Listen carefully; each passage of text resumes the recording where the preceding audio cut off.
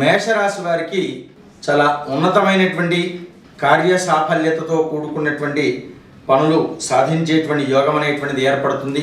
వారికి చాలా ఉత్సాహంగా తెల్లవారు లేచిన సమయం నుంచే ఉత్సాహంగా కార్యాన్ని సాధించాలి, ఏదైనా ఒక విజయాన్ని సాధించాలనేటువంటి పట్టుదలతో ముందుకు సాగుతూ ఉంటారు. కార్యసాఫల్యత కూడా అదే విధంగా సాగుతూ ఉండడం వల్ల వారు పట్టుదలతో పనులన్నీ ముందుకు సాగిస్తూ ఉంటారు. దానికి తోడుగా కార్యాన్ని కూడా అదే విధంగా సఫలీకృతం అనేటువంటిది ఆనుకూల్యంగా కలిసి రావడం అనేటువంటి సంభవిస్తుంది.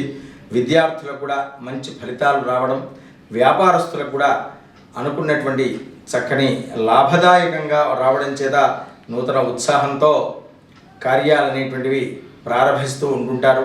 ప్రధానంగా వీరు శివాష్టోత్తర శతనామాన్ని పఠించుకొని బయటకు వెళ్ళడం కానీ లేదా శివుని యొక్క అభిషేక తీర్థాన్ని కానీ పఠించుకొని వ్యాపారానికి బయలుదేరడం వల్ల మరింత కొంత శుభప్రదమైనటువంటి వాతావరణం అనేటువంటిది నెలకొనేటువంటి అవకాశాలు అనేటువంటివి ఇంకా మెండుగా కనబడతాయి.